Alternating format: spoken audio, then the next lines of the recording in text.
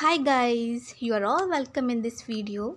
This video is reading passage 1 of reading module of IELTS Cambridge Academic 14th, and this particular video is about how to solve true false not given question statements. So let's get started. हमारे 9th statement है Fidol dentata ants are the only non-animals which remain active for almost their whole lives. पीडी ants हैं कुछ, ये वो बोल रहे हैं कि वो अपनी होल लाइफ में हमेशा एक्टिव रहती हैं, सिर्फ यही एक एनिमल है। तो अब हम पैराग्राफ में चलते हैं, देखते हैं कि इसके बारे में कहाँ पर इंफॉर्मेशन दी हुई है।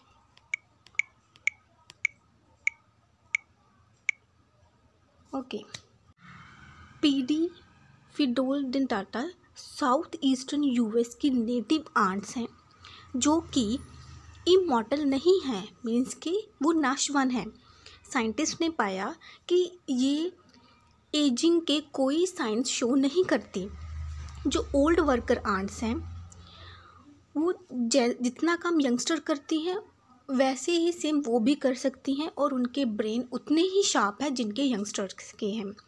तो इस पूरे से ये रिज़ल्ट मिला उनको कि ये जो आंट्स हैं वो डिक्लाइन नहीं करती, मतलब इनमें एजिंग या बूढ़ी नहीं होती।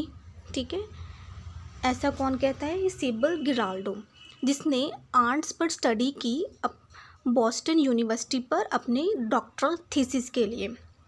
सच एज डिफाइंग फीट्स, ऐसी जो एज डिफाइंग फीट्स हैं वो एनिमल किंगडम में बहुत रेयर ही है।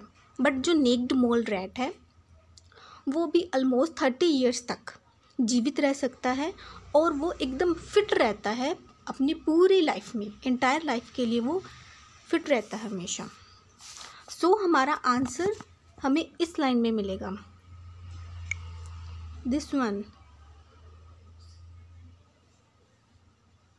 ओके, इस लाइन को अब हम अपने क्वेश्चन स्टेटमेंट्स के साथ रिलेट करके देखते हैं कि क्या आंसर मिलता है हमें। ओके, हमारी क्वेश्चन स्टेटमेंट है कि जो पीडी आंट्स हैं सिर्फ वही नॉन एनिमल्स हैं जो अपनी पूरी लाइफ में एक्टिव रहते हैं। बट हमारे पैराग्राफ की जो इन्फॉर्मेशन है उसमें लिखा है नेक्ड मोल रैट्स। ये रैट्स हैं जो कि 30 ईयर्स के लिए जीवित रह सकते हैं और अपनी पूरी लाइफ में हमेशा ये फिट रहते हैं। तो इस वजह से ये दोनों जो लाइन्स हैं एक दूसरे को कंट्राडिक्ट कर रही हैं। क्वेश्चन स्टेटमेंट बोल रही है कि सिर्फ ये आंट्स ही हैं जो क्या है एक्टिव रहती हैं पूरी लाइफ के लिए, बट पैराग्राफ में हमें इंफॉर्मेशन मिल रही है कि नेक्ड मोल रैट्स भी हैं जो फिट रह सकते हैं। सो इस वजह से ये एक दूसरे को कंट्राडिक्ट कर रही हैं, तो इसका आंसर हमारा हुआ फॉल्स। हमारी नेक्स्ट स्टेटमेंट है 10th, ये Ysabel Giraldo was the first person to study Fidol dentata ants using precise data about the insect's age.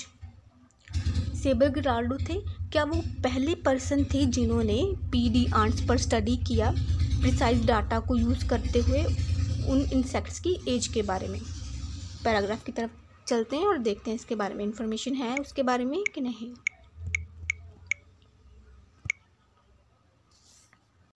We will just do skim and we'll see where it is written about the age of insects. Okay, just do the skimming.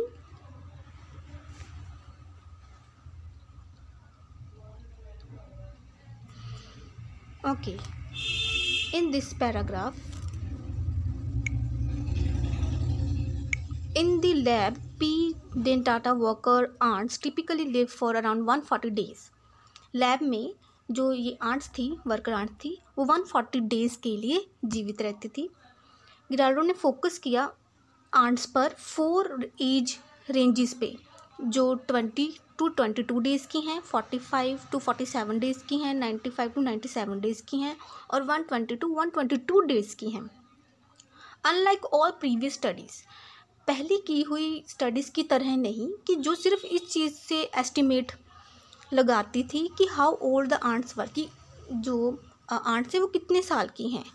Her work track the ants from the time of pupa become adult, जबकि उसका जो work था वो track करता था ants को उस time से जब वो एक पुप्पा की फॉर्म में थी और जब वो एक एडल्ट बन गई। उसने पूरी स्टडी की जब वो एक लिटिल वन थी और लिटिल वन से उसकी जो पूरी जर्नी रही एडल्ट बनने तक। So she knew their exact age. So इस तरह से वो उनकी एग्जैक्ट एज को जानती है। Then she put them through a range of test. फिर उसने उनको एक रेंज ऑफ टेस्ट के थ्रू गो थ्रू करवाया। क्वेश्चन स्टेटमेंट है कि इसेबेल गिराल्डो फर्स्ट पर्सन थे जिन्होंने स्टडी की इंसेक्ट्स की एज पर एक प्रिसाइज डाटा को यूज़ करके। तो पैराग्राफ में जो इन्फॉर्मेशन थी उसमें एकदम क्लियर था कि जो पहली स्टडी थी वो सिर्फ एस्टिमेशन पे काम करते थे, एस्टिमेट करते थे कि हाँ ये इतने साल की है, ओके। बट उन्होंने क्या बोला पैराग्राफ में कि उसकी स्टडी ऐसी नहीं थी। उसने बिल्कुल अच्छे से स्टार्टिंग से ट्रैक किया आंट्स को जब वो एक पुप्पा की फॉर्म में थी और तब तक इस चीज़ को एनालाइज किया अपनी स्टडी को जब तक वो एडल्ट नहीं बनी। तो इस तरह से उसने पूरी स्टडी को एनालाइज किया इस चीज़ को, और इस वजह से वो जानती है कि वो जान गई कि वो कितने एज की हैं। सो ये जो है ये प्रिसाइज डेटा है, ठीक है। इस वजह से वो पहली हुई जिसने प्रिसाइज डेटा को यूज़ करके आंट्स की एज के बारे में बताया। पहले सिर्फ एस्टिमेट करते थे, okay. Next question statement 11th, the ants in Giraldo's experiments behaved as she had predicted that they would. जो गिराल्डो के एक्सपेरिमेंट में आंट्स थी उन्होंने वैसा ही बिहेव किया जैसे कि उसने प्रेडिक्ट किया हुआ था कि वो ऐसे करेंगी, ठीक है। तो अब हम पैराग्राफ की तरफ चलते हैं और देखते हैं कहाँ पर इसका आंसर है। Okay, just do the skimming part and see where it is written about the experiment done by the Giraldos and the ants that were participated in this experiment, okay.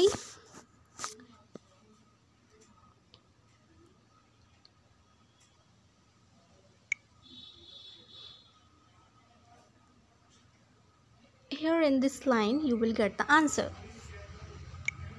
And she experimented with how ants react to live prey. It tethered fruit fly. Giraldo expected the older ants to perform poorly in all these tasks, but the elderly insects were all good caretaker and trail followers. The 95-day-old ant could track the scent even longer than their younger counterparts. So देखते हैं कि कैसे ये line और question statement की line एक दूसरे से मैच करती है या नहीं करती है, ओके। क्वेश्चन स्टेटमेंट कि जो गिराल्डो की एक्सपेरिमेंट में आंट्स थी उन्होंने वैसा ही बिहेव किया जैसे गिराल्डो ने सोचा था कि वो करेंगी। बट हमें पैराग्राफ में इन्फॉर्मेशन मिली कि गिराल्डो एक्सपेक्ट करती थी कि जो ओल्डर आंट्स हैं वो पुअरली परफॉर्म करेंगी, मीन्स अच्छा परफॉर्म नहीं करेंगी इन सभी टास्क में। बट हुआ क्या, उसके उलट जो एल्डरली इंसेक्ट थी वो बहुत ही गुड केयर टेकर थी और ट्रेल फॉलोअर्स थी।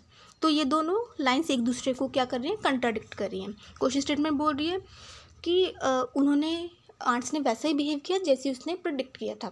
बट पैराग्राफ में इंफॉर्मेशन है वो क्या बोल रही है कि जैसा उसने एक्सपेक्ट किया था उसके बिल्कुल उलट हुआ। So answer is false. Next question statement 12th, the recent studies of bees use different methods of measuring age related decline. जो रिसेंट स्टडीज़ हुई थी बीज की उसमें डिफरेंट मेथड्स को यूज़ किया गया एज रिलेटेड डिक्लाइन को मेजर करने के लिए। Now go to your paragraph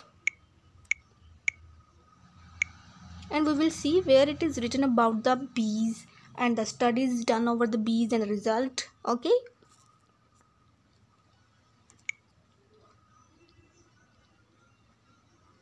Just do the skimming and see where it is written about the bees, okay. Here you will see, but the result of recent bees studies were mixed. Some studies show age-related declines which biologists can sense and others didn't. Question statement है कि recent studies है बीज की जिसने different methods को use किया as related decline को measure करने के लिए। पैराग्राफ में जो हमें इंफॉर्मेशन मिली वो बोल रहे हैं the result of recent bee studies. उसका रिजल्ट बोल रहे हैं रीसेंट बी स्टडीज़ का वर्ड मिक्स्ड, वो मिक्स्ड थी जो उसका रिजल्ट मिला। कुछ स्टडी शो करती थी एज रिलेटेड डिक्लाइंस को जिसको बायोलॉजिस्ट कहते थे कि सेंसिन्स हैं और अदर्स डिड नॉट। सो इसमें कहीं पर भी ये नहीं बताया कि रीसेंट स्टडीज़ जो 20 की थी उन्होंने डिफरेंट मेथड को यूज़ किया इस चीज़ को मेजर करने के लिए, एज रिलेटेड डिक्लाइंस को। क्वेश्चन स्टेटमेंट कुछ अलग कॉन्टेक्स्ट में बात कर रही है, बट जो पैराग्राफ में इंफॉर्मेशन है वो कुछ और चीज़ को एक्सप्लेन कर रहा है। तो ये दोनों जो लाइंस हैं एक दूसरे से मैच नहीं कर रही, सिर्फ एक 20 ही है उसमें, वैसे कोई चीज़ उसके साथ रिलेट नहीं कर रही। सो दैट्स वाई इसका आंसर नॉट गिवन है। 13th स्टेटमेंट हमारी, फिडोल डे टाटा ants kept in laboratory conditions tends to live longer lives। Laboratory conditions के अंडर रखी गई फिडोल डे टाटा आंट्स ज़्यादा लंबे समय तक जीवित रहती हैं। पैराग्राफ की तरफ चलते हैं और see where it is written about it.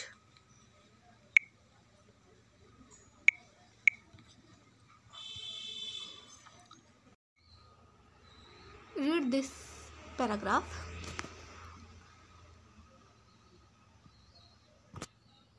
अगर जो आंट्स है एज की वजह से डिटीरियोरेट नहीं होती तो वो मरती क्यों हैं?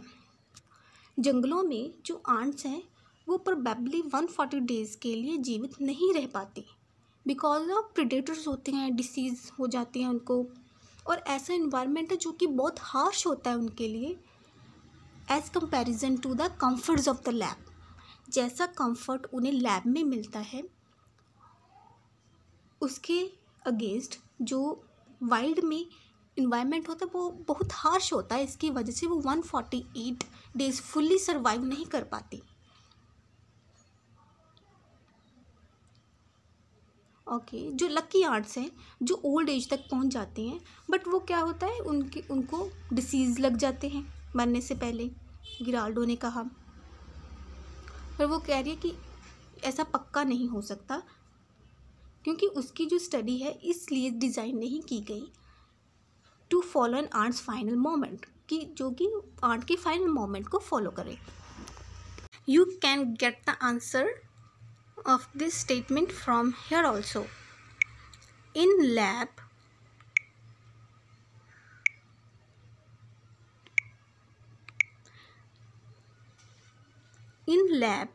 P-Danta workers ant typically live for around 140 days। कि जो PD आंट्स हैं वो पूरे 140 डेज के लिए जीवित रहती हैं लैब में। तो इस वजह से हमारा जो आंसर है वो ट्रू है। So you can get the explanation from here also. Lab में 140 डे तक वो जीवित रहती हैं, but out in the wild means अपने नेचुरल हैबिटेट में वो 140 डेज फुल्ली सर्वाइव नहीं कर सकती। ये रीज़न था, इस वजह से इसका हमारा आंसर हुआ true. This is the end of our today's tutorial video. Hope this video is helpful for all of you guys and you guys enjoyed a lot and you get the answers properly. Please don't forget to like, share, subscribe and comment on my videos and show your feedback by commenting on my videos. Till then, bye bye.